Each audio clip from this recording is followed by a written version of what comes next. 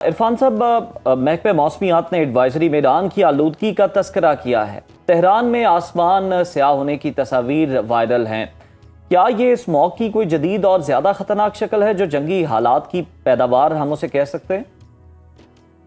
देखिए, अभी जो है ना, एक जो मगरबी हवाओं का सिलसिला है ये पाकिस्तान के बलाई इलाकों में बारिश अभी भी कर रहा है। मुख्तलिफ इलाकों में बारिश हुई है और इस बारिश में कोई ऐसी चीज़ नज़र नहीं आई। और जो पाकिस्तान के ताहम जो मगरबी इलाके होंगे वहाँ पर जो होगी वो थोड़ी सारी पोल्यूशन के जो एलिमेंट्स हैं, जैसे कि उसकी वजह से वो हो सकते हैं। जी। अदरवाइज जो है बहुत ज़्यादा जो हमारे जो मशरकी इलाके हैं उनको कोई ऐसा मसला नहीं है।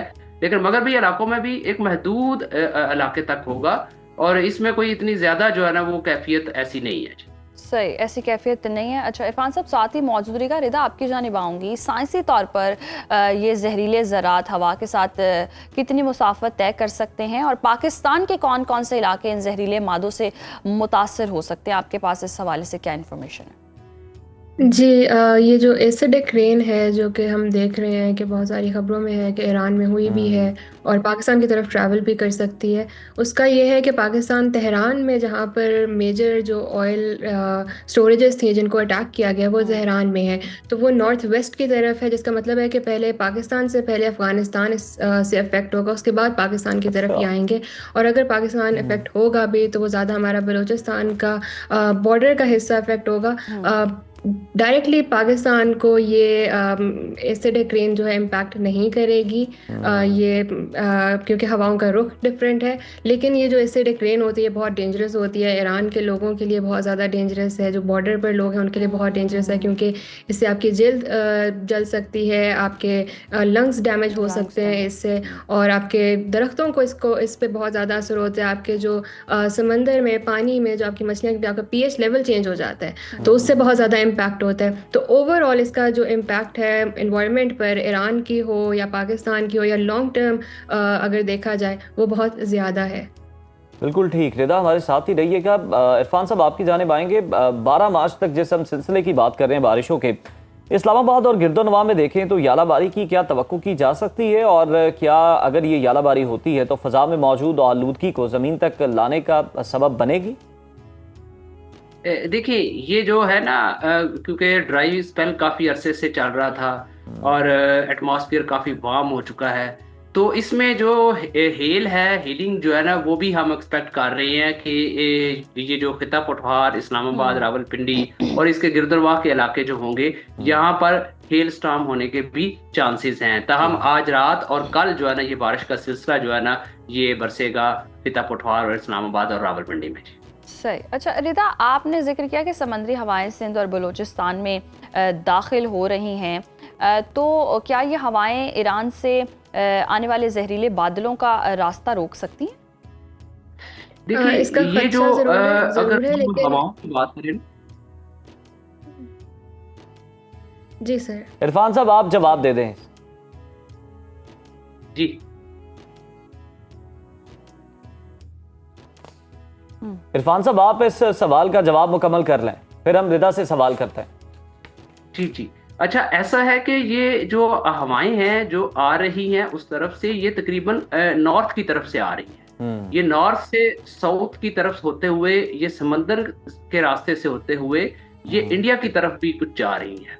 तो इस से जो आपका जो एलिमेंट्स हैं, जो पोल्यूटेड एलिमेंट्स हैं, पोल्यूटेड पार्टिकल्स जो होंगे, वो कुछ हमारे वेस्टर्न बॉर्डर्स पे आएंगे और कुछ जो है ना वो दूसरी तरफ से निकल जाएंगे। इसलिए इसकी डिस्पर्शन जो ऐसे होगी कि बहुत ज्यादा जो हमारे एरिया में या पाकिस्तान के अंदर दाखिल सारे के सारे नहीं होंगे, ये डिस्पर्स हो जाएंगे।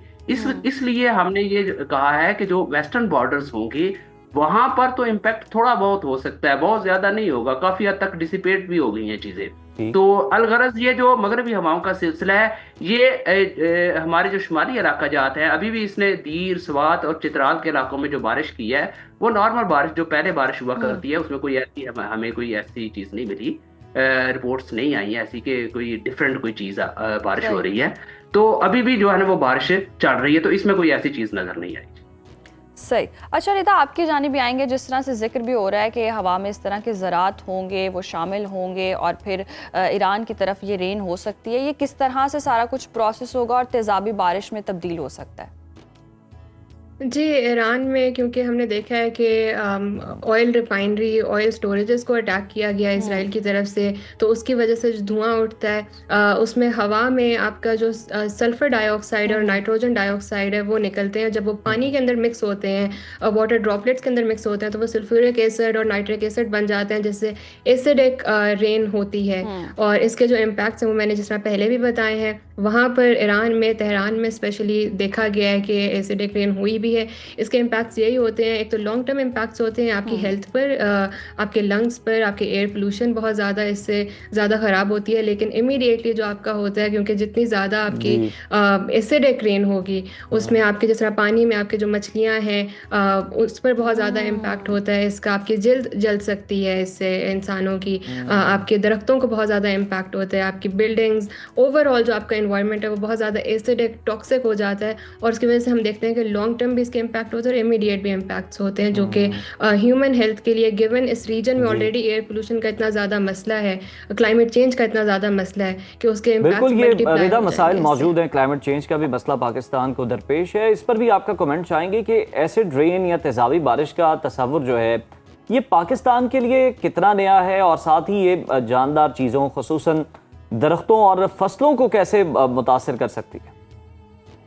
जी, एसिडिक रेन या एसिड का आपके, या फिर इन टॉक्सिक एलिमेंट्स का आपकी हवा में शामिल होना, ये कोई मेरा ख्याल से नया तस्वुर नहीं है। एसिडिक रेन पाकिस्तान में एज सच नहीं हुई है रिसेंटली, लेकिन अगर देखा जाए एयर पोल्यूशन स्पेशली लाहौर या फैसलाबाद, इस्लामाबाद, पिंडी के इलाकों में जितनी ज़्यादा एयर पोल्यूशन हम लोगों ने देखा है वक्त के साथ बढ़ती जा रही है, और उसके जो इम्पैक्ट्स हैं वही हेल्थ पर इम्पैक्ट्स हैं, जो कि आपकी एसिडिक रेन या उसकी वजह से जो टॉक्सिक आपका एनवायरनमेंट होता है वही इम्पैक्ट्स यहाँ पर है। तो पाकिस्तान में मेरा ख्याल से इस वक्त पाकिस्तान को फोकस करने की ज़रूरत है अपने जो एयर पोल्यूशन का जो पाकिस्तान का क्राइसिस है, ताकि उस पे काबू पाया जा सके, और जो आपके क्लाइमेट चेंज है उसके जितने असरात हैं कम किए जा सकें। क्योंकि ये जिस तरह के क्राइसिस हैं जिसमें ईरान का हम देख रहे हैं, एसिडिक रेन का एक बहुत ज़्यादा है, उसके बाद वैसे भी जब बमबारी होती है तो उसका बहुत ज़्यादा इन्वायरमेंटल इम्पैक्ट्स होते हैं। तो उससे बचने के लिए पाकिस्तान को अपने घर में मेरा ख्याल से अपनी पॉलिसीज़, अपने how we deal with air pollution, how we are adapting to climate change,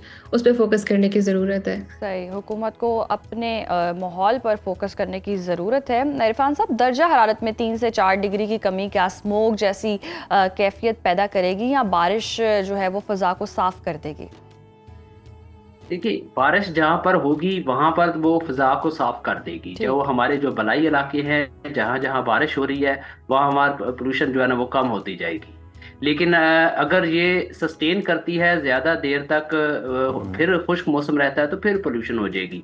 तो लेकिन ये जो हमारे मैदानी इलाके हैं, ख़ास तौर पे जो पंजाब के इलाके हैं मैदानी, जहाँ पर गंदम की काश्त हुई है या गंदम की कटाई करनी है, या सिंध के इलाके हैं, तो यहाँ पर तो ऑलरेडी जो है ना वो बारिश नहीं हुई, तो वो पोल्यूशन तो जो है ना यहाँ पर रहेगी। लेकिन गर्मी की वजह से वो पोल्यूटेड जो पार्टिकल्स होंगे वो एटमॉस्फेयर के अपर पार्ट्स में चले जाएंगे, तो वो नीचे नहीं होंगे सरफेस के ऊपर, इसलिए वो लोगों को अफेक्ट नहीं करेंगे। ठीक, बिल्कुल सही है। अच्छा रिदा, हमें ये बताइएगा कि ये जो इस तरह के हवा से असरात आते हैं, ये ख़ास तौर पे आपने कहा कि पहले अफ़गानिस्तान में आएंगे और फिर ये पाकिस्तान पे आ सकते हैं, तो इससे जो पानी है उसका pH लेवल जो है वो कितना मुतासर हो सकता है, जो ज़रई ज़मीन है वो कितनी मुतासर हो सकती है? खुदा न खास्ता ऐसे भी हो सकता है कि नाकाबिले काश्त भी हो जाए किसी सूरत में और फिर इमरजेंसी नाफिज करनी पड़े, ऐसा कब हो सकता है खुदा न खास्ता? जी, क्योंकि ये जो टॉक्सिक एलिमेंट्स होते हैं जब वो सॉइल में शामिल होते हैं तो आपका जो सॉइल का स्ट्रक्चर है बेसिक वो चेंज होता है, आपका फोटोसिंथेसिस का जो प्रोसेस है वो इम्पैक्ट होता है इससे, जो दरख्तों में, पौधों में हम देखते हैं। इसी तरह जो पानी का pH लेवल है वो भी इम्पैक्ट होता है। जब भी कोई जंग होती है, जब भी हम देखते हैं कि इस तरह के टॉक्सिक एलिमेंट्स होते हैं, उसका एक बहुत बड़ा खदशा यही होता है कि उसका एनवायरनमेंट पर क्या इम्पैक्ट होगा, और ये लॉन्ग टर्म इम्पैक्ट होता है। इमीडिएटली शायद हमें देखने को उस तरह से ना मिले, या अगर मिले भी तो उसको इग्नोर कर दिया जाएगा, लेकिन एनवायरमेंटल क्राइसिस का यही होता है कि उसके लॉन्ग टर्म इम्पैक्ट्स आपके पानी पर, आपके माहौल पर, आपके दरख्तों पर, आपकी सॉइल पर बहुत ज़्यादा होते हैं। और उसका हम देखते हैं कि वक्त के साथ साथ हमें पता चलता है कि किस तरह हमारी काश्तकारी वो इम्पैक्ट हुई है, हमारे पानी इस इम्पैक्ट हुआ है, कि टॉक्सिक हुआ है। तो ये वक्त के साथ पता चलता है, लेकिन इसके इम्पैक्ट्स होंगे, डेफिनेटली नज़र आएंगे, और इसको स्टडी भी किया जाएगा, and they are really bad. सही। अच्छा इरफान साहब, अगर बलाई इलाकों में बात की जाए तो लैंडस्लाइडिंग का कितना खदशा है, और पहाड़ों पर मिट्टी जो होती है उसकी कह लें कि कीमियाई आलूदगी, बारिश इसे कुछ साफ कर सकती है या ज़्यादा वर्स्ट हो सकता है? देखिए, अभी जो बारिश होगी ना बलाई इलाकों में, जो हमारे पहाड़ी इलाकों में बारिश होगी, उससे लैंडस्लाइडिंग का तो खदशा रहेगा। ताहम ये जो आपने कहा ना कि केमिकल और ये जो मिट्टी की कॉन्फ़िगरेशंस जो हैं, तो उससे जो आपकी जो एटमॉस्फेयर के अंदर जो पोल्यूशन होगी वो नीचे बैठ जाएगी, जमीन पर आ जाएगी, यानी कि वो सब साइड हो जाएगी, एटमॉस्फेयर आपका साफ हो जाएगा। ठीक। तो उससे ये बारिश जो है ना, ये फिल वक्त ये जो बारिश हो रही है ये रहमत होगी। और ये जो खास तौर पे जो बरानी इलाके हैं वहां पर जो जहां पर गंदम की काश्त हुई है उनके लिए भी ये मुफीद होगी। ताहम जो हमारे ऑलरेडी मैंने जैसे बताया ना कि इसकी जो मगरबी इलाके हैं वहां पर थोड़ा सा इफेक्ट होगा, क्योंकि वो ईरान की तरफ से आ रही है चीजें। लेकिन ये जो हमारा जो मगरबी हवाओं का सिलसिला है उसकी कॉन्फ़िगरेशन ऐसे होती है कि मॉइस्चर इसको अरेबियन सी से मिलता है। बेसिकली ये कुछ विंड्स हमारी जो हवाएं होती हैं ये अरेबियन सी से जब इसमें इनकॉर्पोरेट होती हैं तो वो सारी की सारी मगरब से नहीं आ रही होती, कुछ साउथ से आ रही होती है। इसलिए इसका जो कंपोनेंट है वो एलिमेंट ये है कि ये बारिश करेगा और एटमॉस्फेयर को साफ कर। चलें, ये तो बहुत बेहतर है कि बारिश होगी और माहौल साफ हो जाएगा। बहुत शुक्रिया इरफान साहब, और रिदा हमारे साथ मौजूद थी। आप दोनों मेहमानों का बहुत शुक्रिया।